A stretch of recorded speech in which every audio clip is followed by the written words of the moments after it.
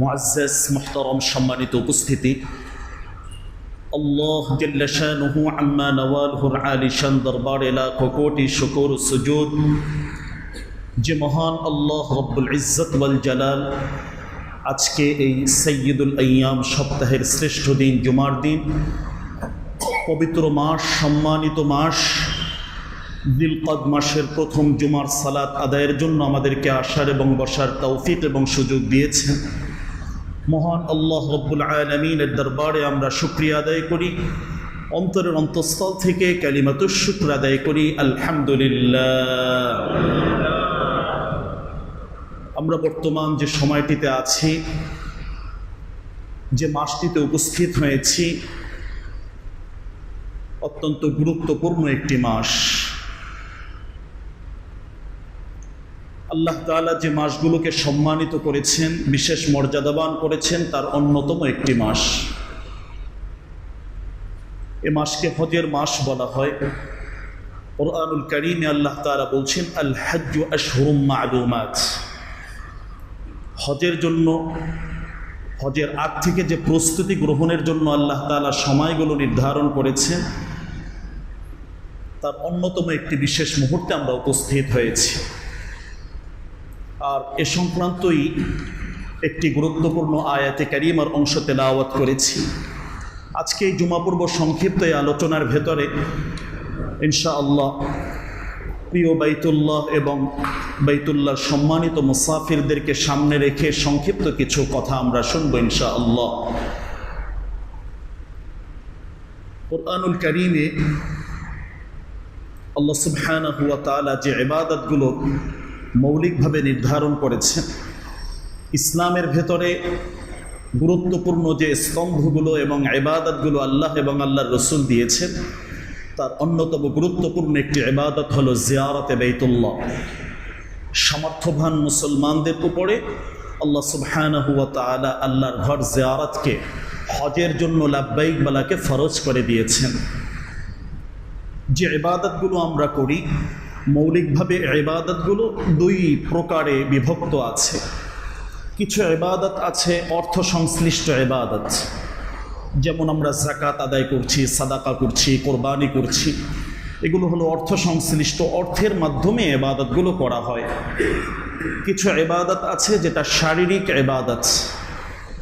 আজকে সালাতের জন্য আমরা আসছি, আমাদের শরীরের উপর থেকে ইবাদতটি যাচ্ছে, কোনো অর্থ খরচ এখানে হচ্ছে না। কিন্তু হজ এমন একটি ইবাদত আল্লাহ তাআলা আমাদেরকে দিয়েছেন, এখানে শারীরিক ইবাদত এবং আর্থিক ইবাদতের সমন্বয় করে আল্লাহ তাআলা ইবাদতটি দিয়েছেন। যেভাবে অর্থের প্রয়োজন আছে, ঠিক একইভাবে শারীরিক সরাসরি সেই জায়গায় উপস্থিত হয়ে আল্লাহ তাআলার নির্দেশনা মোতাবেক চলা, যেভাবে যে রকুনগুলো আদায় করার জন্য বলেছেন ওইভাবে আদায় করা, এটা অত্যন্ত গুরুত্বপূর্ণ একটি বিষয়। আমাদের দেশ থেকেও আল্লাহর ঘরের জন্য এবছর যাদেরকে আল্লাহ তাআলা কবুল করেছেন, এটা বিশেষ এক সম্মান, আল্লাহ তাআলার পক্ষ থেকে বিশেষ এক দাওয়াত। আপনার ঘরে আপনার প্রিয় ব্যক্তিকে আপনি দাওয়াত করেন যে ভাই অমুক দিন আসবেন, অমুক সময় আসবেন, আমার ঘরে আসবেন, এভাবে আমরা দাওয়াত করি। তো বাইতুল্লাহ এর অর্থই হলো এটা আল্লাহর ঘর। আল্লাহর ঘরের জন্য এই পৃথিবীর কোটি কোটি মুসলমান যারা আছে, এখান থেকে প্রতি বছর আল্লাহ তাআলা বাছাই করে কিছু মানুষকে আল্লাহ তাআলা দাওয়াত করেন তার ঘরের জন্য। ইচ্ছা করলেই সবাই যেতে পারে না, প্রস্তুতি থাকার পরেও অনেক সময় দেখা যায় সঠিকভাবে সঠিক সময় সেখানে পৌঁছানো সম্ভব হয় না। এটা একমাত্র সরাসরি আল্লাহ তাআলার বিশেষ খাস রহমত ছাড়া, আল্লাহর খাস অনুগ্রহ ছাড়া প্রিয় ভাই কখনোই এটা সম্ভব নয়। তো আল্লাহর পবিত্র ঘরের জন্য আল্লাহ তাআলা প্রতি বছর কিছু মানুষকে, কিছু ধর্মপ্রাণ মুসলমান নরনারীকে আল্লাহ তাআলা দাওয়াত করেন। যাদের সেই সৌভাগ্য হয়, যাদেরকে আল্লাহ কবুল করেন, তারা লাব্বাইক বলে সেখানে উপস্থিত হতে পারেন, আল্লাহর ঘরে সেখানে গিয়ে হাজিরা দিতে পারেন। তো বিভিন্ন দেশ থেকে যাওয়া শুরু হয়েছে, প্রস্তুতি শুরু হয়েছে। গতকালকে থেকে আমাদের দেশ থেকেও প্রথম ফ্লাইট এভাবে চলে গিয়েছে। আল্লাহর ঘরের এই সম্মানিত মেহমানরা সেখানে উপস্থিত হয়েছে। এবছর যে কোটাগুলো আছে, প্রায় 87,000-এর মতো এরকম আমাদের দেশ থেকে আল্লাহ যদি কবুল করেন, আল্লাহর এই প্রিয় বান্দারা আল্লাহর ঘরের জন্য যাবেন। তো এটা যেভাবে হজের আলোচনা, সাথে সাথে প্রতিটা মুমিনের জন্য এটা একটা ঈমানি আলোচনা। এই বিষয়গুলো হৃদয় থেকে অনুভব করা যে আল্লাহ তাআলা আসলে কি দিতে চাচ্ছেন এখানে আমাদের থেকে। এই আর্থিক এত বিশাল এক কোরবানি আল্লাহ নিচ্ছেন, আল্লাহ তাআলা আমাদের থেকে এত বড় এক পরিশ্রম নিচ্ছেন, তো আমাদেরকে বিনিময়ে আল্লাহ কি দিচ্ছেন, কেনই বা এটা আমরা করব। তো এটা যখন হাজী সাহেবরা মাথায় রাখবেন বা এই বিষয়ে সঠিক প্রশিক্ষণ নিয়ে সেখানে উপস্থিত হবেন, আমলগুলো সঠিকভাবে করার জন্য চেষ্টা করবেন, ইনশাআল্লাহ দিল ইতমিনান হবে। এবং যে পুরস্কারগুলোর কথা বলা হয়েছে, আল্লাহু আকবার, এত মহা মহা পুরস্কার, এত বিশাল বিশাল পুরস্কার আল্লাহ দিচ্ছেন, এগুলো নেয়ার জন্য আমাদের সকলের চেষ্টা থাকা উচিত। যাদেরকে এবছর আল্লাহ কবুল করেছেন তো আলহামদুলিল্লাহ, কিন্তু প্রতিটা মুমিনের হৃদয়ে এই তামান্না থাকা উচিত, এই আশা ভালোবাসা থাকা উচিত, আল্লাহর ঘর যাতে আমরা জিয়ারত করতে পারি, একবার নয় বারবার যাতে জিয়ারত করতে পারি। পৃথিবীর বহু রাষ্ট্র, বহু দেশ আমরা গেলাম, কিন্তু আল্লাহর ঘরে আল্লাহ যে রহমত রাখছেন, লাল্লাযী বিবাক্কাতা মুবারাকান, যে বারাকা আল্লাহ রেখেছেন, এই বারাকাত অর্জনের জন্য, এই বরকতকে গ্রহণ করার জন্য সশরীরে প্রিয় ভাই সেখানে যাওয়ার জন্য আমরা চেষ্টা করা। আমাদের বিবি বাচ্চাদেরকে নিয়ে বিভিন্ন দেশে আমরা ট্যুর দিচ্ছি, বিভিন্ন জায়গায় আমরা যাচ্ছি।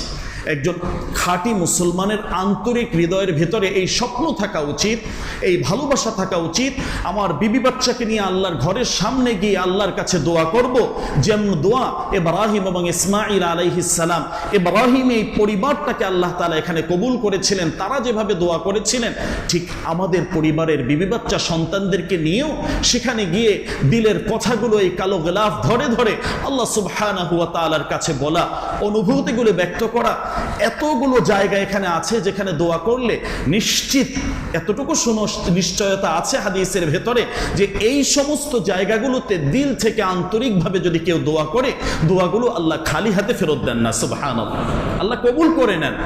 তো আমরা বিভিন্ন জায়গায় যাচ্ছি, বিভিন্ন দেশ সফর করছি, তো আমাদের প্রত্যেক মুমিন ভাইদের হৃদয়ের ভেতরে এই ভালোবাসাটুকু থাকা দরকার, আল্লাহর কাছে এই প্রার্থনা এবং দোয়া করা দরকার, আল্লাহ যাতে আমাদেরকে বারবার এই জন্য কবুল করেন, এই তৌফিক দান করেন, এই সৌভাগ্য আল্লাহ তাআলা আমাদেরকে দান করেন।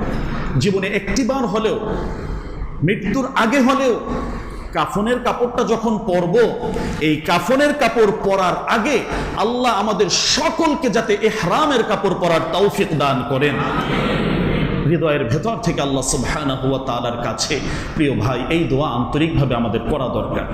তাহলে আমাদের দেশ থেকে এবছর যারা যাচ্ছেন তাদের কাছেও আমরা দোয়া চাবো, এবং যে সমস্ত আমাদের এই মহল্লায় বিশেষ করে যে সমস্ত আমাদের প্রিয় মুসল্লি ভাইয়েরা আছেন, হাজী সাহেবরা যাচ্ছেন, তাদের কাছেও আমি আমাদের মুসল্লি ভাইদের পক্ষ থেকে দোয়া চাচ্ছি, সবার জন্য দিল খুলে মন খুলে এই দোয়া কবুলের জায়গাগুলোতে আমাদের জন্য দোয়া করবেন, যাতে আমরা সবাই জান্নাতে এভাবে একত্রিত হতে পারি।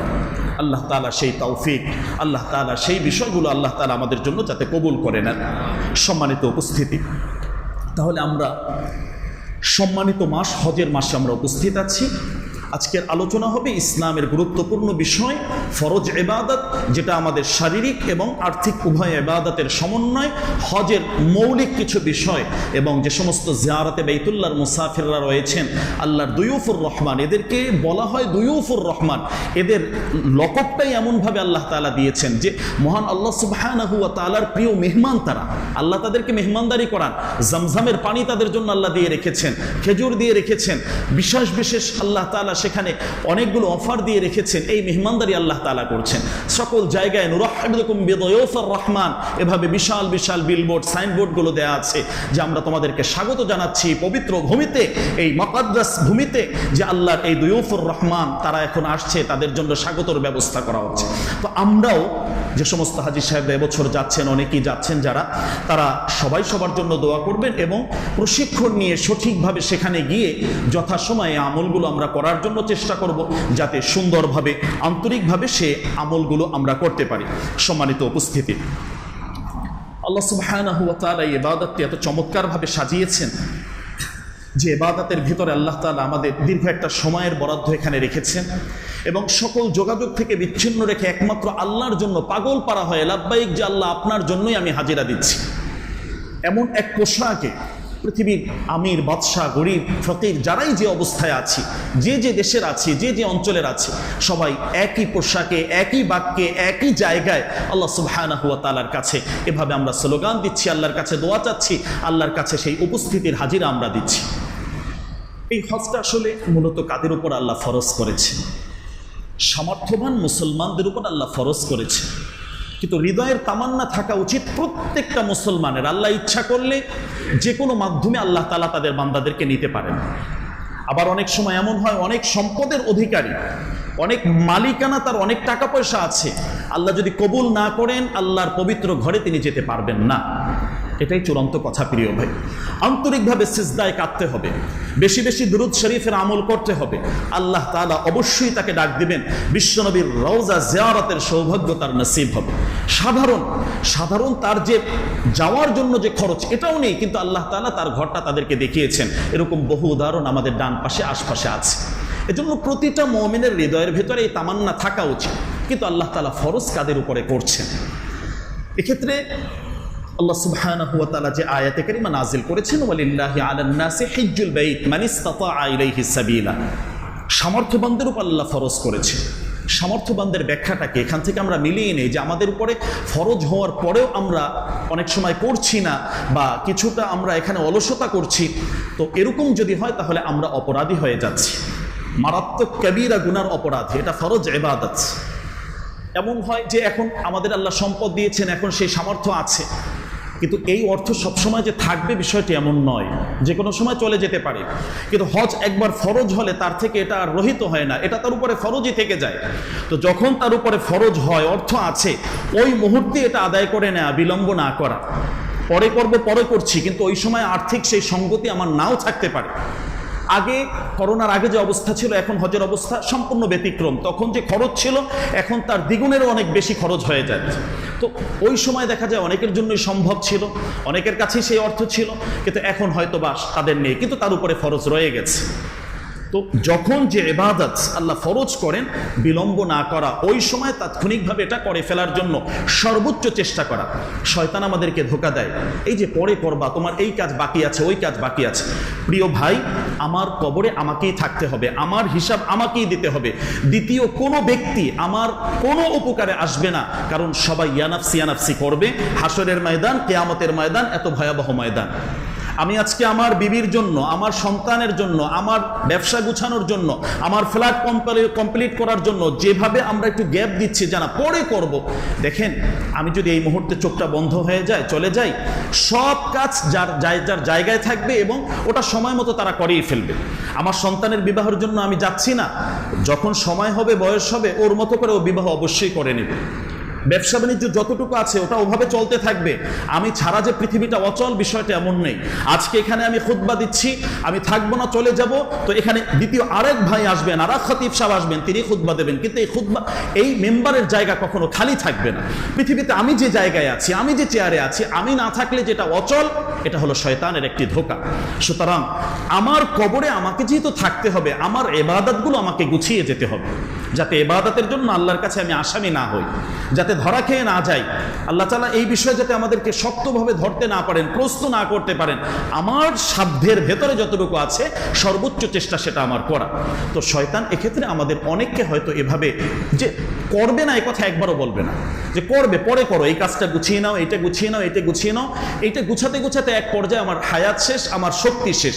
আর হজের আমলটা এটা হলো শক্তি থাকা অবস্থায় করতে হয়। বার্ধক্যে গিয়ে আমরা যে অনেক সময় যাই, তো আমরা তো সঠিকভাবে সঠিক সময় আমলগুলো অনেক সময়ই করতে পারি না, বরং পুরা কাফেলার জন্য আমি একটা বোঝা হয়ে যাই। যারা গিয়েছেন বিভিন্ন সময় হজে তারা জানবেন যে আমি পারছি না সময় মতো, কাফেলার গাড়ি ছেড়ে দিচ্ছে, আমার জন্য দেখা যায় আরো 20 মিনিট আধা ঘন্টা অপেক্ষা করতে হচ্ছে। আমার শারীরিক সেই সুস্থতা শক্তি নেই আমি মসজিদে গিয়ে জামাতের সাথে সেই সালাত আদায় করা, যে এক ওয়াক্তে, এক রাকাতে 1 লক্ষ রাকাতের সওয়াব, সেই সওয়াব থেকে আমি বঞ্চিত হয়ে যাচ্ছি। আমার শারীরিক সেই সক্ষমতা, সেই সুস্থতা নেই। সুতরাং প্রিয় ভাই, আমি যে পরে করব বা এক পর্যায়ে করে এসে একদম ভালো হয়ে সামনে একেবারে জায়নামাজ বিছিয়ে বসে থাকবো, তসবিহ নিয়ে বসে থাকবো, এখন তো কিছু ডান বাম করতে হয়, এরকম কোনো চিন্তা যদি থাকে এগুলো ঝেড়ে দিয়ে এখন থেকে প্রস্তুতি গ্রহণ করা। আর প্রস্তুতির জন্য তো বেশ কিছু সময়ের প্রয়োজন। আগে তো সিস্টেম ছিল যখন মনে চায় চলে যাওয়া যেত, কিন্তু এখন আগ থেকেই কিছু এটার প্রক্রিয়া আছে, ধারাবাহিকতা আছে, ওগুলো রক্ষা করে ওভাবেই যেতে হয়। সুতরাং যাদেরকে আল্লাহ সেই সামর্থ্য দিয়েছেন, আজকের এই আলোচনার পরে প্রিয় ভাই আর অলসতা না করি। যাদেরকে সক্ষমতা আল্লাহ দিয়েছেন অবশ্যই অবশ্যই আল্লাহর ঘর জিয়ারতের জন্য, এই ফরজ ইবাদতের জন্য নিজেকে সর্বোচ্চ কোরবানের সেই জায়গায় আমরা পৌঁছে দেওয়ার চেষ্টা করি। আসুন, কাদের উপর আল্লাহ ফরজ করেছেন? আল্লাহ বলছেন যাকে সামর্থ্য দিয়েছেন। সামর্থ্যর ব্যাখ্যা কি? আমি যে এই সফরে যাব, এই সফরের জন্য যতটুকু টাকা পয়সা সম্পদের প্রয়োজন, আমি যে যাচ্ছি এই অবস্থায় আমার পরিবার যেখানে থাকবেন 1 মাস 40 দিন বা 45 দিন যে সময়টা, এই সময়ে তাদের অর্থের পারিবারিক যে খরচটা আছে এই খরচটা আমি দিয়ে যাব।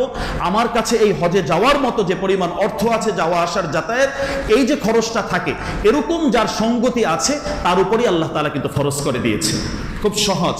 তো এই ব্যাখ্যাও মানে সাতা ইলাইহিস সাবিলা, এই যাওয়ার যে টাকাটা, যাওয়ার যে খরচাটা এটা আছে, এবং পরিবারের ব্যয় বহনের যে এই সময়ের জন্য যে খরচটা আছে, এইরকম পরিমাণ যার কাছে আছে, অনেক বান্দার উপরে আল্লাহ ফরজ হয়ে গিয়েছে। কিন্তু আমরা করি এভাবে করতে করতে হয়তো পিছিয়ে যাচ্ছি, একটা পর্যায়ে আমার মৃত্যু হয়ে যাচ্ছে, এই অবস্থায় আমি চলে যাচ্ছি, আর করতে পারছি না। এরকম যদি হয় প্রিয় ভাই, তাহলে শুনুন কিছু শক্ত কথা, যেটা আমার প্রিয় নবী, দয়াল নবী, বিশ্ব নবী জনাবে মুহাম্মদুর রাসূলুল্লাহ সাল্লাল্লাহু আলাইহি ওয়াসাল্লাম বলে গেছেন। আল্লাহ রসুল উম্মতের উপরে এত দয়াশীল মায়াশীল ছিলেন, তাদের জন্য এত কান্নাকাটি করেছেন, কিন্তু সেই বিশ্বনবী এত পবিত্র একটা বিধান যদি কেউ অবহেলা করে, তার উপরে ফরজ হওয়ার পরেও সে যদি এটা না করে, তার জন্য আবার শক্ত কথাও বলে গিয়েছেন, ধমক দিয়ে গিয়েছেন। এটা একটা ফরজ ইবাদত, এই ফরজটাকে যে না করবে সে কবিরা গুনার ভিতরে লিপ্ত আছে। কবিরা গুনার ভিতরে, ফরজ তরক করার মতো যে গুনাহ, এই গুনাহের ভেতরে সে লিপ্ত আছে। প্রত্যেকেই যার যার হিসাব আমরা মিলিয়ে নেই প্রিয় ভাই। আমার কবরে আমাকে থাকতে হবে, আমার হিসাব আমাকেই দিতে হবে। দেখেন আরো শক্ত কথা বিশ্বনবী সাল্লাল্লাহু আলাইহি সাল্লাম বলছেন, মান মাতা ওয়া লাম ইয়াহুজ্জা ওয়া আলাইহিল হজ্জ। কোন ব্যক্তির উপরে হজ ফরজ হয়ে গিয়েছে আর হজ না করে সে যদি ইন্তেকাল করে, ফালইয়ামুত ইনশা ইয়াহুদিয়ান আও ইনশা নাসরানিয়ান, এই ব্যক্তি ইহুদি হয়ে মারা যাক নাউযুবিল্লাহ, কিংবা খ্রিস্টান হয়ে মারা যাক, আমি মুহাম্মদুর রাসূলুল্লাহ সাল্লাল্লাহু আলাইহি সাল্লামের এ বিষয়ে কোনো চিন্তা ভাবনা আর নেই। আমার জিম্মার বাহিরে সে চলে গিয়েছে, এই ব্যক্তির কোনো জিম্মাদারি আমার হাতে আর নেই। একটু চিন্তা করেন, ঠান্ডা মাথায় একটু ভাবেন, বিশ্বনবী দয়াল নবী কত শক্ত কথা এই জায়গায় বলেছে। ফরজ হওয়ার পরে কোনো ওযর ছাড়া আমি করছি না, কোনো ওযর ছাড়া আমি করছি না, আর এই অবস্থায় আমার মৃত্যু হয়ে যায়, যে কোনো অবস্থায় চলে যেতে পারি। তো আমি ইহুদিদের কাতারে চলে গেলাম নাকি খ্রিস্টানদের কাতারে চলে গেলাম, বিশ্বনবী আমার কোনো দায়ভার আর গ্রহণ করবেন না। আল্লাহ রসুলের সাথে আমার যে জিম্মাদারির একটা সম্পর্ক, সেই জিম্মাদারি আল্লাহ রসুল এই জায়গায় বলছেন আমি জানি না তার খবর। এরপরে আর কত শক্ত কথা হতে পারে, আর কতভাবে এটা বোঝানো যেতে পারে। নিজের যা আছে নিজে একটু হিসাব করি যে আল্লাহ আমার উপরে ফরজ করেছেন কিনা। যদি করে তাহলে আর ডানে বামে না দেখে আমার নিজেকে বাঁচানোর জন্য, এই কঠিন ধমক থেকে নিজেকে বাঁচানোর জন্য চেষ্টা করা। অনেকে এরকম কর্ম করছি পড়তে করতে যে এই অবস্থা। তো এই হাদিসকে সামনে রেখলে এখন আমাদের কত মুরব্বীরা ইহুদির কাতারে বা কতজন খ্রিস্টানদের কাতারে, আল্লাহই ভালো জানে। তো আমার বাড়িঘর গুছাচ্ছি, আমার ব্যবসা গুছাচ্ছি, আমার ফ্ল্যাট গুছাচ্ছি, এর আগে আমার কবরটাকে গুছানো দরকার, যেখানে আমি স্থায়ীভাবে আমার থাকতে হবে, যেখানে লক্ষ লক্ষ বছর থাকতে হবে। দুনিয়ার এই জায়গায় 60 বছর 70 বছর, এর ভিতরে 40-50 বছর তো শেষ, আর কতটুকুই বা থাকবো। এর জন্য কি পরিশ্রমটাই না করছি। কিন্তু যে কঠিন ধোঁকা বা কঠিন একটা ধমক আল্লাহ রসুল এখানে দিয়ে রেখেছেন, এটাকে একটু ভয় করা দরকার, এই জায়গায় একটু সতর্ক থাকা দরকার। তো এটা হলো একটা অবস্থা। এখন যারা আমরা প্রস্তুতি গ্রহণ করব, যারা আমরা যাব, তাদের জন্য কি পুরস্কার আছে সেটাও তো জানা দরকার। বিশ্বনবী সে ব্যাপারে অনেক চমৎকার চমৎকার কথা বলেছেন, আমাদের দিলগুলো খুশি হয়ে যাবে আলহামদুলিল্লাহ। আল্লাহ রাসূল সাল্লাল্লাহু আলাইহি ওয়াসাল্লাম বলেন, আমরা বনি আদম যারা আছি, আমাদের জন্য সবচেয়ে বড় সমস্যা হলো আমরা গুনাহগার। হজ এবং উমরা এটা এমন একটা আমল, এমন একটা ডাস্টার, যত গুনাহই থাকুক এটা দ্বারা এমন একটা মুছনি দিলে সমস্ত গুনাহগুলো আল্লাহ তাআলা এর মাধ্যমে বান্দার মুছে দেন। সুবহানাল্লাহ। কিভাবে মুছে দেন? বিশ্বনবী এটাও বলেছেন, রাজআ কায়াউমিন ওয়ালাদাতহু উম্মুহ।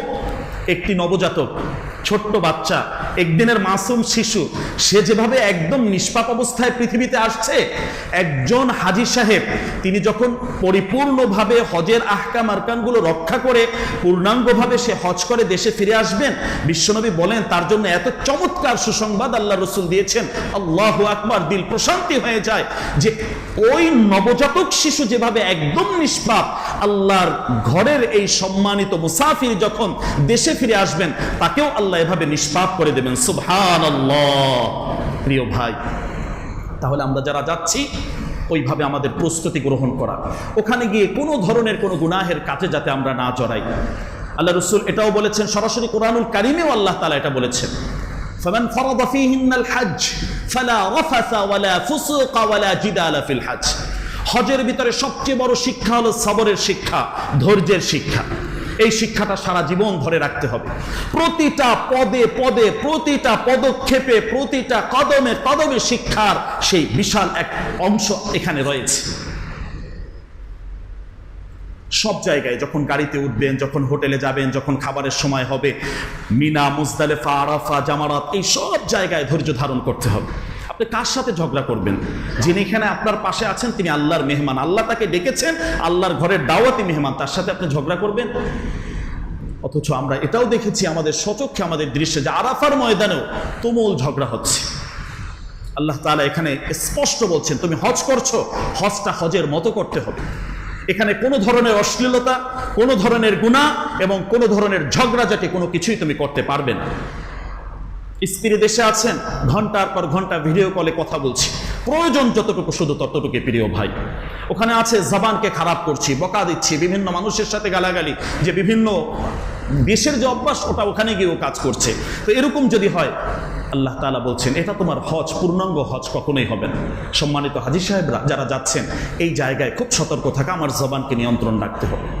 কারোর সাথে আমি ঝগড়া করব না, এ ব্যাপারে আমার চূড়ান্ত সিদ্ধান্ত থাকতে হবে। যে যা করুক, খাবার একটু দেরি হয়েছে, একটু খারাপ হয়েছে, আচ্ছা ঠিক আছে, মেনে নিলাম, জীবনে তো বহুত খাবার খেয়েছি, আল্লাহর ঘরের জন্য যে আল্লাহ কবুল করেছেন আলহামদুলিল্লাহ, আল্লাহর ঘরটা দেখতে পেরেছি, দেখার সাথে সাথে যে দোয়াটা করব ওই দোয়াগুলোই তো আল্লাহ তাআলা কবুল করে নেবেন। সুবহানাল্লাহ। এখানে এত এত আমল আল্লাহ তাআলা রেখেছেন যে অন্য কোথাও পৃথিবীর এই আমলগুলো সম্ভব নয়।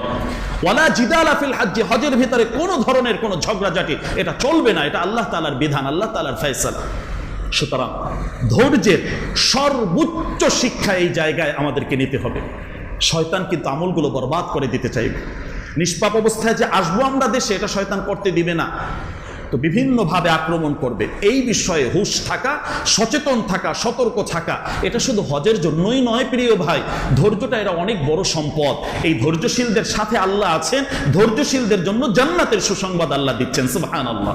সুতরাং রাগকে কন্ট্রোল করা, একটু ধৈর্য ধারণ করা, একটা মুমিনের বড় বৈশিষ্ট্য। আমাদের চেষ্টা করা উচিত যাতে করে এই ধৈর্যের লাইনটা আমরা ধরতে পারি। তাহলে আমরা হজ করব, এই হজের ক্ষেত্রে আমরা নিষ্পাপ অবস্থায় আসতে হলে এই জাতীয় সমস্ত অশ্লীলতা, খারাপ কাজ, এগুলো আমাদের ছাড়তে হবে। মাতাফের ভিতরে আছি, আমরা তাওয়াফ করছি বা বিভিন্ন আমল করছি, দেখা যাবে পাশি, এখানে তো নিয়ম হলে যে হজের ভিতরে পুরো সময়টাই, বিশেষ করে মা বোনরা যারা আছেন, ক্যাপ দিয়ে সামনে, তারপরে চেহারাটাকে ঢেকে রাখা। এখন অনেকে করছেন না, এটা তার ব্যাপার, কিন্তু আমার ক্ষেত্রে সতর্ক, এই জায়গায় যাতে আমার অ্যাক্সিডেন্ট না হয়, আমার দৃষ্টিটা যাতে সংযত থাকে, যাতে অন্য কোনো দিকে ঘোরাঘুরি না করে। এটা করলে আমার হজের সওয়াবটা আমি কমিয়ে ফেলছি।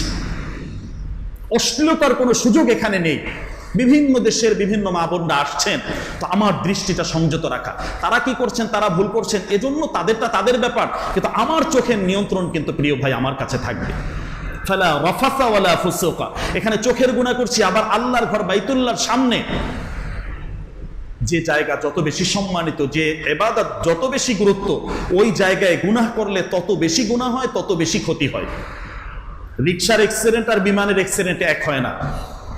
বিমান অ্যাক্সিডেন্ট হলে জীবনটাই শেষ, রিকশার একটা হালকা হয়তো ছেলে যাবে বা কিছু মস্কে যাবে, এইটাই তো। আল্লাহর ঘরের সামনে যেভাবে সওয়াব, যেভাবে পুরস্কার, কিন্তু ওই জায়গায় ধাক্কাধাক্কি, মারামারি, কথা কাটাকাটি, তর্কাতর্কি, এগুলো করলে এর ক্ষতিটাও কিন্তু ওই ভয়াবহভাবে আসে। একটু সতর্ক থাকা প্রিয় হাজী সাহেব ভাই, আপনি আল্লাহর মেহমান, আপনাকে আল্লাহ তাআলা বলছেন দুয়ুফুর রহমান, তুমি আমার মেহমান। এরপরে আসেন আল্লাহ রাসূল সাল্লাল্লাহু আলাইহি সাল্লাম বলছেন, আল হাজ ওয়াল মুতামির, শুধু হাজী সাহেব নয়, যারা উমরা করছেন তাদেরকেও আল্লাহ বলছেন ওয়াফদুল্লাহ, এরা আল্লাহ তাআলা সরাসরি মেহমানদারির ভিতরে চলে গিয়েছেন। সুবহানাল্লাহ। তো আল্লাহর গেস্ট, আল্লাহর মেহমান যারা, তাদের সম্মানটা তো ওইভাবেই হবে। এজন্যই হাজী সাহেব যারা যাচ্ছেন তাদেরকে সেই ফুলের সম্বোধনা বিভিন্নভাবে অনেক ধরনের চেষ্টা করা হয় এই সম্মানটা বজায় রাখা। সৌদি আরবের অন্য যা কিছু হোক, হাজী সাহেবদের জন্য চেষ্টা করা হয় যতটুকু সম্ভব যে তারা যাতে সুন্দরভাবে ভালো হইতে থাকেন, এই চেষ্টাটুকু করা হয়। তো এরা আল্লাহর মেহমান হিসাবে ওইভাবে থাকেন। তো আমি যে সফরের ভিতরে আছি, আমি আল্লাহর মেহমান হিসাবে সেখানে আছি।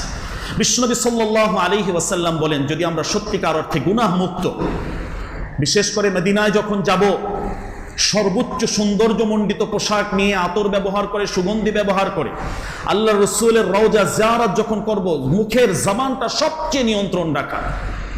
আল্লাহ রসুল এখানে শায়িত আছেন, আমার কথাগুলো শুনছেন। এতদিন প্রায় ৬,০০০ মাইল দূর থেকে সালাম দিয়েছি, আজকে সরাসরি আল্লাহ রসুলের রওজার সামনে এসে সালাম দিচ্ছি। বিশ্বনবী আমার সালাম শুনছেন এবং আল্লাহ রসুল সরাসরি আমার এই সালামের উত্তর দিচ্ছেন। এই অনুভূতি দিলের ভিতরে সৃষ্টি করা। একজন আগে যাচ্ছেন, ভাই ঠিক আছে যান, আপনি একটু পরেই আসেন, সমস্যা নেই। কিন্তু ধাক্কাধাক্কি করা, বিশেষ করে উচ্চ আওয়াজ, এটা কোরআনুল কারীমে সবচেয়ে বড় শক্তভাবে নিষেধ করা হয়েছে। লা তারফাউ আসওয়াতাকুম ফাওকা সাউতিন নবিয়্যি, রাসূলের রওজা, রাসূলের সামনে তোমাদের আওয়াজ যাতে কোনো অবস্থাতেই উচ্চ না হয়, একেবারেই আস্তে কথা যাতে এখানে হয়। তো নবীজির রওজার যে আজমত, যে সম্মান, এটা আমাদেরকে রক্ষা করতে হবে। এই হজের ভিতরে হাজী সাহেবরা যাচ্ছেন, এই যে যাওয়া, এটার মাধ্যমে রসুলের সুপারিশ এই হাজী সাহেবের জন্য আল্লাহর পক্ষ থেকে সুনিশ্চিত হচ্ছে। সুবহানাল্লাহ। যারা রসুলের রওজা জিয়ারাতে যাচ্ছেন তাদের জন্য আল্লাহ রসুল বিশেষভাবে সুপারিশ করবেন। তো পুরো সফরটা যাতে আমার সুন্দর হয় এবং যারা আমরা যাচ্ছি না তাদের দিলের ভিতরেও যাতে এই তামান্না আসে যে আমরাও যাতে যেতে পারি, আল্লাহ যাতে আমাদেরকে কবুল করেন, আমার কোনো গুনাহের কারণে যেন আমি বঞ্চিত না হয়ে যাই, আমি মাহরুম না হয়ে যাই, বারবার যাতে আল্লাহ সৌভাগ্য দান করেন। দিল থেকে এই দোয়া আল্লাহ সুবহানাহু ওয়া তাআলার কাছে করা। বিশ্বনবী সাল্লাল্লাহু আলাইহি সাল্লাম বলছেন, ওয়াল হাজ্জুল মাবরুর লাইসা লাহু জাযাউন ইল্লাল জান্নাহ, হজ্জ মাবরুর, কবুল হজ যদি কেউ করতে পারে, সরাসরি তার পুরস্কার আল্লাহ তাআলার জান্নাত। সুবহানাল্লাহ। জান্নাত, এই পুরস্কার আল্লাহ তাআলা নির্ধারণ করে দিয়েছেন তার জন্য। তো আপনি জান্নাত কেনার জন্য সেখানে যাচ্ছেন, এত টাকা আমাদের খরচ হচ্ছে, প্রায় ৮-১০ লাখ টাকার উপরে এবার যাচ্ছে। এত টাকা যে যাচ্ছে, এটার মাধ্যমে আল্লাহ তাআলা আমাকে জান্নাত দিবেন। সুবহানাল্লাহ। তো জান্নাতের জন্য আমি পৃথিবীর অন্য অনেক জায়গায় অনেক টাকা খরচ করছি, আল্লাহ তাআলা জান্নাত দিবেন, জান্নাতের সুসংবাদ আছে, আল্লাহ কবুল করছেন। তো কোনোভাবেই যাতে শয়তান এটা নষ্ট করতে না দেয়, কারোর সাথে ঝগড়াঝাটি না হয়, সবরের সর্বোচ্চ প্রশিক্ষণ যাতে এখানে আমার থাকে, এটা আমার খেয়াল রাখতে হবে। প্রিয় ভাই, এই হজের ভিতরে আল্লাহ তাআলা অনেক শিক্ষা রেখেছেন। ইহরামের কাপড়টা পরলাম, সুন্দর একটি শুভ্র কাপড়, আমার জীবনটাকেও এভাবে গুনাহমুক্ত শুভ্র করা উচিত। আমি এখানে লাব্বাইক বলছি, আল্লাহর ঘরের জন্য তালবিয়া পাঠ করছি, এর মর্মবাণীটা আমাকে বুঝতে হবে, আমি কি বলতে যাচ্ছি, এর দাবিটা আসলে কি। এবং সাথে সাথে আমি এখানে যেভাবে আল্লাহ বলছেন তুমি এখন মিনা যাও, মিনায় লাব্বাইক, মুজদালিফায় লাব্বাইক, আরাফায় সেখানে লাব্বাইক, জামারায় লাব্বাইক, আবার বাইতুল্লাহ সেখানে লাব্বাইক, সব জায়গায় আমার কোনো নিজস্ব ইচ্ছা নেই। আল্লাহ যখন যেখানে আমাকে বলছেন সেখানে গিয়ে আমি লাব্বাইক। আমার জীবনের ভেতরে এই শিক্ষা থাকবে, আল্লাহর দ্বীনের জন্য, ইসলামের জন্য আমার জান মালের কোরবানি যখন যেভাবে আল্লাহ চান ওইভাবেই আমাকে লাব্বাইক বলে প্রস্তুত থাকতে হবে ইনশাআল্লাহ। লাব্বাইকের সেই শিক্ষাটা সারা জীবন ধরে রাখতে হবে। এবং দেশে আসলাম, এই তালবিয়াটা খুব দিল থেকে মনোযোগ সহকারে ভালোবাসা নিয়ে আমাদের পড়া। লাব্বাইক আল্লাহুম্মা লাব্বাইক, এটার অর্থটা কি? আমি যে হাজিরা দিচ্ছি, আল্লাহ তাআলা কত আগে আমাকে ডেকেছিলেন সেই ইব্রাহিম আলাইহিস সালামের মাধ্যমে, ওয়াদ্দিন ফিন নাস, মানুষের মাঝে ঘোষণা করে দাও। ওই ঘোষণা আল্লাহ তাআলা তখন ঘোষণা দিয়েছে, তার উত্তর আজকে আমি দিচ্ছি। আল্লাহ আমাকে আজকে কবুল করছেন, আল্লাহর প্রিয় ঘরে আমি যাচ্ছি। সাথে সাথে আমার অবস্থানটা কোন অবস্থায় যাচ্ছে এটা আমাকে খেয়াল রাখতে হবে। লা শারীকা লাকা লাব্বাইক, আল্লাহ তাআলার পূর্ণ তাওহীদের স্বীকৃতি, শিক্ষা এখানে দিতে হবে। তাওহীদের শ্রেষ্ঠ শিক্ষালয় হলো এই হজের ময়দান, বাইতুল্লাহর এই জায়গা, যে আল্লাহ আপনার কাছে আমি এসেছি, আল্লাহ সমস্ত শিরিক মুক্ত অবস্থায় কোনো ধরনের শিরিক আপনার সাথে করব না, আপনার জাতের সাথে, আপনার সিফাতের সাথে, আপনার কোনো আমলের সাথে কোনো ধরনের কোনো শিরিক আল্লাহ করব না। লা শারীকা লাক, আপনার কোনো ধরনের কোনো অংশীদারিত্ব নেই আল্লাহ। এইভাবে আল্লাহর সামনে আমি উপস্থাপন করছি। তাহলে প্রিয় ভাই, দেশে এসে আমার এই চিন্তা, এই বিশ্বাস থাকতে হবে যে কোনোভাবেই যাতে আমার শিরকি কোনো বিষয় আমলকে বরবাদ করে দেয়, এবং আল্লাহ তাআলা এটা মাফ করেন না, এটা অত্যন্ত শক্ত গুনাহ, কঠিন গুনাহ। তাহলে শিরিক মুক্ত তাওহীদের একটি বড় শিক্ষা এখান থেকে আমরা নিয়ে আসবো প্রিয় ভাই। এরপরে এতটুকুই তো শেষ নয়, ইন্নাল হামদা ওয়ান নি'মাতা লাকা ওয়াল মুলক, কি স্বীকৃতি আল্লাহর সামনে দিচ্ছে। এই তালবিয়া এটা হলো প্রাণ, হজের রূহ। যখনই আমি ইহরাম বাঁধলাম, এখান থেকে আমার পড়া শুরু করতে হবে, উঠতে বসতে হাঁটতে, ঘুম থেকে উঠে ঘুমে যাওয়ার সময় এই বাক্যটাই শুধু বারবার বাজাতে হবে, দিল থেকে মন থেকে এটা বলতে হবে যে আল্লাহ, এই পৃথিবীতে যত ধরনের যত প্রশংসা হতে পারে, আল ওয়াসফুল জামিল, যত ধরনের যত প্রশংসা হতে পারে, মালিক পৃথিবীর সকল প্রশংসার সমস্ত মালিকানা একমাত্র আপনার। ইন্নাল হামদা, সকল নিয়ামত সকল প্রশংসা সব আপনার আল্লাহ। তো আমরা তো আল্লাহর প্রশংসা কতটুকু করছি? আল্লাহর প্রশংসায় আমরা সালাত আদায় কতজনে করতে পারছি? আমার নেতার আমার নেত্রীর প্রশংসায় সারাদিন আমার কেটে যাচ্ছে। যে মালিক আমাকে সৃষ্টি করেছেন, যে আল্লাহ আমাকে খাইয়ে রেখেছেন, বাঁচিয়ে রেখেছেন, সেই আল্লাহর প্রশংসায় সর্বপ্রশংসা তার জন্য কতটুকু প্রিয় ভাই আমরা করতে পারছি? অন্য মানুষকে থ্যাংক ইউ দিচ্ছি, অন্য মানুষকে ধন্যবাদ দিচ্ছি, কিন্তু আল্লাহ তাআলা কত অসংখ্য অগণিত নিয়ামত আমার দেহের ভেতরে রেখেছে।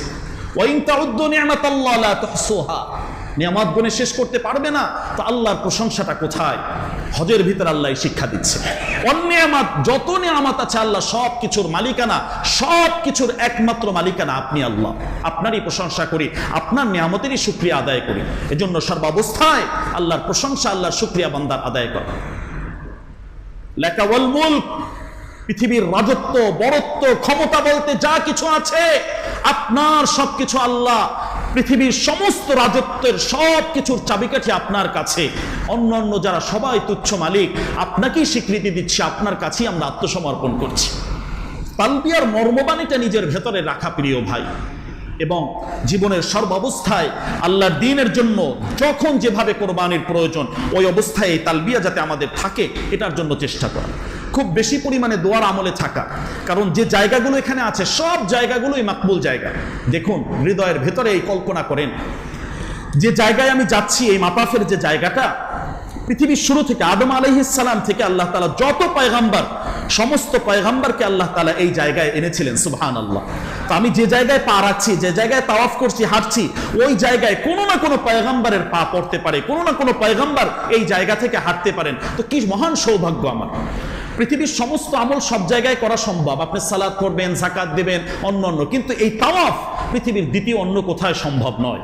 সুতরাং আমার প্রিয় হাজী সাহেবরা, যতক্ষণ সেখানে থাকবেন সর্বোচ্চভাবে তাওয়াফের গুরুত্ব দিবেন এবং আন্তরিকভাবে তাওয়াফের ভিতর আল্লাহর কাছে দোয়া করতে থাকবেন। নিজের জন্য, পরিবারের জন্য, উম্মতের জন্য বেশি বেশি দোয়া করবেন। এই পুরো সময়টা এখানে থাকা, দোয়া কবুলের যতগুলো জায়গা আছে, আমি মাতাফের ভিতরে আছি, আমি আল্লাহর ঘরের দরজার সামনে আছি, আমি হাতিমের ভিতরে আছি, আমি সাফা মারওয়া সাই করা অবস্থায় আছি, আরাফার ময়দানে আছি, খুব বেশি পরিমাণে দোয়া করা, দোয়া কবুলের এই জায়গাগুলো। আরাফার ময়দানের সেই গুরুত্বপূর্ণ জায়গায় বেশি থেকে বেশি পরিমাণে, জোহর থেকে একদম সন্ধ্যা পর্যন্ত পুরো সময়টা প্রিয় ভাই জীবনের সর্বোচ্চ কোরবানি দিয়ে আমরা দোয়া করার চেষ্টা করবো ইনশাআল্লাহ। এই সময়টা যাতে কোনোভাবে একটা মিনিটও আমার নষ্ট না হয়, এটা সর্বোচ্চ গুরুত্ব দিয়ে করব। পৃথিবীর শ্রেষ্ঠতম দিনে, শ্রেষ্ঠতম জায়গায় আমি উপস্থিত হয়েছি, আল্লাহ আমাকে এখানে উপস্থিত করেছে। বছরের শ্রেষ্ঠতম দিন আরাফার দিন, পৃথিবীর শ্রেষ্ঠতম জায়গায় আল্লাহ আমাকে নিয়েছেন আল্লাহর মেহমান বানিয়ে। সুতরাং গোটা উম্মার জন্য দোয়া করা এটা আমাদের কর্তব্য, আমাদের দায়িত্ব। এরপরে যতগুলোই দেখেন সব রহমত। এই যে জামজামের পানি, শেফা, যেভাবে দীর্ঘ কষ্টের পরে আল্লাহ নিয়ামত দিয়েছেন, সেটা সেভাবে আমাদেরকে বোঝা। ইহরামের কাপড়টা পরছি, এখান থেকে আমার অনুভূতি সৃষ্টি করা যে আমার সব কিছু ছেড়ে দিয়ে আমি এখন একজন কবরের যাত্রী। মানুষ মারা গেলে কাফনের কাপড় পরে, ঠিক এই হজে যাওয়ার আগে আল্লাহ ইহরামের কাপড় আমাকে পরিয়েছেন। আমি সবার থেকে বিদায় নিয়েছি, আমি এখন গাড়িতে চড়ছি। ঠিক একটা সময় মৃত্যুর আগে আমাকে ওই যে খাটিয়া আছে, খাটিয়ার গাড়িতে আমাকে চড়তে হবে। কেউ আমার আপন না, আমি হাসরের ময়দানের দিকে যাচ্ছি। যে আমরা যে আরাফার ময়দানে আছি, কোরআনুল কারীমের তাফসিরে যেটা আসছে, আত্তাকুল্লাহ ওয়া'লামু আন্নাকুম ইলাইহি তুহশারুন, হাসরের ময়দানটা শুরু হবে এই জায়গা থেকে। তো আল্লাহ আমাদেরকে হাসরের ময়দানে নিয়ে যাচ্ছেন। হাসরের ময়দানে আল্লাহ নিয়ে যাচ্ছেন, ওইখান থেকে এই বিষয়টার অনুভূতি রাখা যে আমি হাসরের ময়দানে আসছি, ইয়া নাফসি ইয়া নাফসি, এখানে আমার আমল আমাকে সংরক্ষণ করতে হবে। তো একজন হাজী সাহেব যেভাবে যাচ্ছেন, এর সাথে মৃত্যুর পূর্ণাঙ্গভাবে চিত্রটাও আল্লাহ তাআলা এখানে দিয়ে রেখেছেন। আজকে নিজে গোসল করে যাচ্ছি, কিন্তু একটা সময় মানুষ আমাকে গোসল করাবে। আজকে নিজে ইহরামের কাপড় পরছি, আর একটা সময় আমাকে আরেকজন কাপড়টা পরাবে। সেই অনুভূতি নিয়ে এই যে সাদা কাপড় পরলাম, এই সাদা কাপড় যাতে আমার জীবনটাকে পরিবর্তন করে দেয়, জীবনটাকে সুন্দরভাবে আমি সাজাতে পারি, সেই চিন্তা আমার করতে হবে। আমি আল্লাহ তাআলার হুকুমের গোলাম, এটা আমাকে সবসময় ওই জায়গায় খেয়াল রাখতে হবে। এবং এই জায়গায় আমার পরিবার নিয়ে কিছু চিন্তা, পরিবার গঠনের সর্বোচ্চ আদর্শ আল্লাহ তাআলা এখানে রেখেছেন। ইব্রাহিম আলাইহিস সালামের দীর্ঘ ইতিহাস এখানে রয়েছে। ইব্রাহিম আলাইহিস সালাম আল্লাহর জন্য যেভাবে কোরবানি দিয়েছেন, ইব্রাহিম তিনি যেভাবে কোরবানি দিয়েছেন, তার স্ত্রী তিনিও সেভাবে কোরবানি দিয়েছেন, তার সন্তান ইসমাইল আলাইহিস সালাম তিনিও সেভাবে কোরবানি দিয়েছেন। তো আমাদের পরিবারটা ইব্রাহিমী পরিবার হিসাবে গঠন করা। বিবিকে যখন গায়রি দি জাইন ওই জায়গায় রেখে আসছেন, কোনো ধরনের কোনো কিছু নেই, মরুভূমির মাঝে, বিবি সাহেব শুধু এতটুকু জিজ্ঞাসা করলেন যে আল্লাহর খলিল পয়গম্বর আপনি যেখানে রেখে যাচ্ছেন, এটা আপনার নিজ ইচ্ছায় নাকি মহান আল্লাহ পাকের হুকুমে? শুধু এতটুকু জিজ্ঞাসা করছেন। দেখেন কত বড় মহিয়সী নারী। যখন ইব্রাহিম আলাইহিস সালাম পেছনে তাকাচ্ছেন না যে সন্তানের মায়া লাগতে পারে, শুধু বললেন উপরের যিনি আছেন আল্লাহ তাআলার নির্দেশে।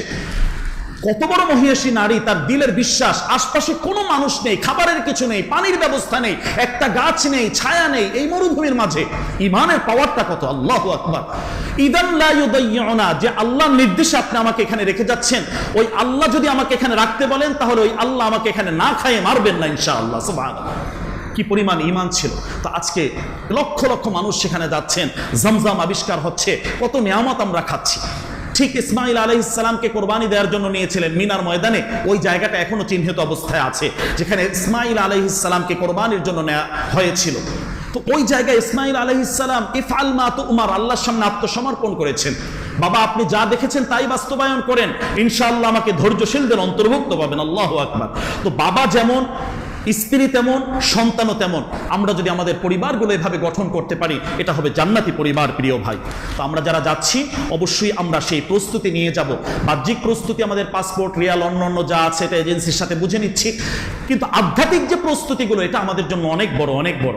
সেখানে আমি যাচ্ছি, আমি 1 রাকাত নামাজ পড়বো, 1 লক্ষ রাকাতের সওয়াব আল্লাহ তাআলা আমল নামায় দান করছেন। সুতরাং অন্য জায়গায় মার্কেটে ঘুরে বিভিন্ন জায়গায় যে আমার নামাজটা যাতে নষ্ট না হয়, গেলাম তায়েফে চলে গেলাম, বদরে গেলাম, বিভিন্ন জায়গায় সর্বোচ্চ চেষ্টা করা যাতে আমার এই নামাজগুলো বাইতুল্লাহর ভেতরে হয়। কারণ ঘোরার সময় বহুত আছে, কিন্তু এরকম মহান জায়গা এটা অন্য জায়গায় আমরা পাবো না। পুরো জায়গাটাই তো বরাকার জায়গা, বরকতপূর্ণ জায়গা। দেখেন একই জায়গায় লক্ষ লক্ষ মানুষ, কিন্তু কোনো খাবারের সংকট নেই, কোনো ধরনের ফল ফলাদির সংকট নেই। ইব্রাহিম আলাইহিস সালাম যে দোয়া করেছিলেন, আল্লাহু আকবার, আল্লাহ তখন দোয়া কবুল করেছিলেন। বাংলাদেশে যে ফল আমরা না পাই, তাজা তাজা সেই ফল আমাদের দেশে আসার আগে ওই জায়গায় হাজী সাহেবদের জন্য আল্লাহ তাআলা পাঠিয়ে দেন। সুবহানাল্লাহ। পৃথিবীর যে কোনো রাষ্ট্রের যে কোনো ফল আল্লাহ তাআলা সবার আগে, কোনো ধরনের সংকট নেই। একই দিনে কত লক্ষ পশু জবো হচ্ছে, কিন্তু জবের কোনো সংকট নেই, কোনো ধরনের প্রাণীর সংকট পড়ছে না। আল্লাহ তাআলা বলছেন মুবারাকান, আমি বরকতপূর্ণ করে দিয়েছি। এত এত বরকতের ব্যাখ্যা, বিশাল ব্যাখ্যা প্রিয় ভাই। তো সমস্ত বারাকার জায়গা, আমি যেন বরকত শূন্য হয়ে না যাই, আমি যেন বরকত মুক্ত অবস্থায় দেশে না ফিরে আসি, এটা আমাকে খেয়াল রাখতে হবে প্রিয় ভাই। তা সব জায়গাগুলো, এখানে যে হাজরে আসওয়াদ রাখা হয়েছে, জান্নাতি পাথর, এর মূল আকর্ষণটাই হলো মানুষের জীবনের গুনাহগুলো এই পাথরটা টেনে নিয়ে যায়। সুবহানাল্লাহ। তো আমি শুধু নয়, পৃথিবীর শুরু থেকে যত নবী রাসূল এখানে চুমু দিয়েছেন, স্পর্শ করেছেন, আল্লাহু আকবার, সেই জায়গায় যাওয়ার তৌফিক আল্লাহ আমাকে দিচ্ছেন। মনের আনন্দ এবং হৃদয়ের ভেতর থেকে অশ্রু ঝরা কান্না যে আমি উপযুক্ত ছিলাম না, মালিক আমাকে উপযুক্ত করে এখানে এনেছেন। আমার মতো অপরাধী আসমানের নিচে জমিনের উপরে দ্বিতীয় আর কোনো জন্তু নাই। আল্লাহ, গুনাহগার অবস্থায় হাজির হয়েছি, আমার গুনাহগুলো তুমি মাফ করে দাও। প্রিয় ভাই, এরকম এক কাল্পনিক জগতে নিজেকে হারিয়ে এনে ফেলতে হবে। সর্বোচ্চ সম্মাননা আল্লাহ তাআলা দিয়েছেন। দেখেন পৃথিবীর ভালোবাসা, ওয়াল্লাযীনা আমানু আশাদ্দু হুব্বাল লিল্লাহ, ভালোবাসার অনেক উদাহরণ শুনি। প্রথমে পরিচয় হয়, সাক্ষাৎ হয়, কথা হয়, তার জন্য কোনো কিছু ব্যয় হয়, অনেক কিছু। তো আল্লাহ তাআলা ইবাদতগুলো সাজিয়েছেন।